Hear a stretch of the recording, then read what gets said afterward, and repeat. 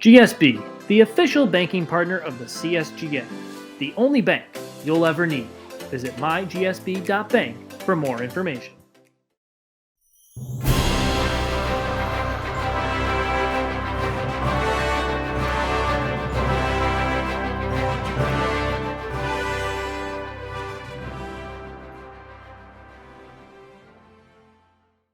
I was almost forced to play by, at that time I was working for Great River Golf Club, and I had been working for them for um, just over a year and a half. And I had just finished playing competitively. I had about 8 years off and on different developmental tours. I had a full year on the LPGA tour, and I had hung up my clubs for a while and taken a full-time job and moved to Connecticut. And I didn't want to compete. I was really burnt out, didn't want any of that. And really had no desire to compete for a long time. So I hadn't competed. I barely played. You know, the members would get me out and play, but I really wasn't into it. And my general manager at the time said, "Look, we want you to start competing. Let's get back into it." I said, "All right, I'll play." So I started working on my game just a little bit before the Open and had no expectations, which was probably the best thing that could have happened. So I got ready. I went and played. First round, no big deal.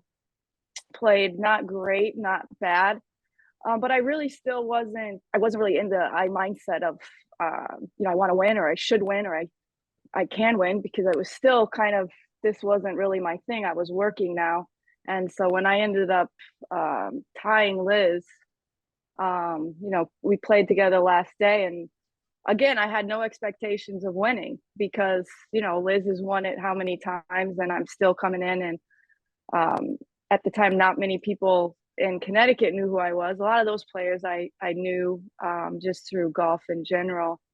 But again, I had no expectations and just played. And when we ended up tying, going into the playoff, the mindset of, all of a sudden I had a little bit of confidence because I had held on all day and made some good putts down the stretch. So yeah, it was kind of like an out of body, out of mind experience, because I really wasn't necessarily, I had gotten out of that mindset of competition. And so it was really fun, and look back at it and it's like, I've got to, it's hard to get yourself in those type of mental like situations where you're not putting pressure on yourself. And I had zero pressure on myself, zero. And that, I think, is what was helpful. So the playoff was, we ended up going 2 holes. I remember teeing off on number 1 and hitting one of the longest, straightest drives that I had hit in that whole 2 days. I think I ended up with some sort of like 50 or 60-yard little flip wedge shot. And Liz had pole hooked her. She wasn't hitting a driver at the time. She wasn't hitting, she doesn't hit a driver a lot, actually. She likes her 3-wood. And I believe she kind of pole hooked her 3-wood left and looked almost like she'd be out of play. And I believe her second shot went long over the green. She made a pretty good shot out of where she was.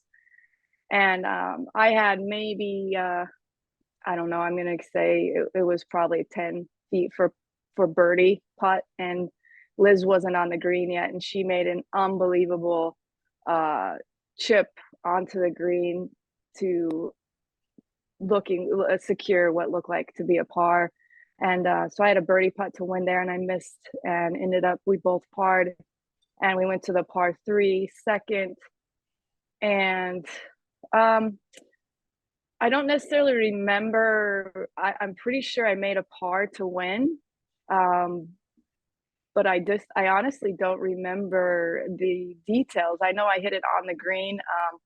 I don't believe Liz was on, or if she was, she ended up 3-putting. But I honestly am a little blurry on what happened there. But that was pretty, and we had it was really a lot of fun, because we had there was a huge group of spectators, lots of golf carts going down.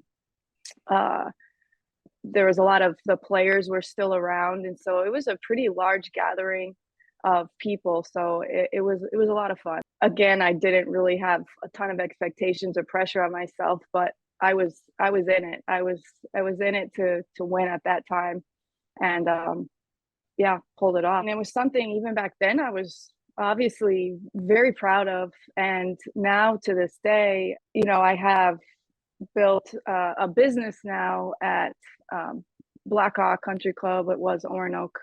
We changed the name, and I have so many people that I teach, members and outside people, and once in a while one of them will say, I read you won the Connecticut Women's Open, and it's not only it's something that I feel proud of. They're like, I told someone I'm taking lessons from, she won the Connecticut Open. So it's something that I think a lot of my students also have a little bit of this pride thing, that they're so happy and they follow me. I still compete.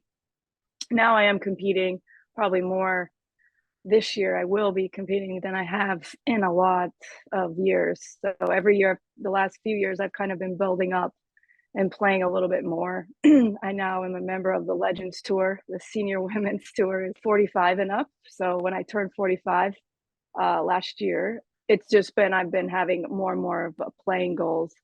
And that's always in my back of my head. Like, you did win a state open. Like, you can do this. And it's not only, it's a lot of pride, and also just as much so as, I did play an LPGA, but I didn't win out there, so I know this is not the same level, obviously, as that, but in the back of my head, it's still a win. It's still a win.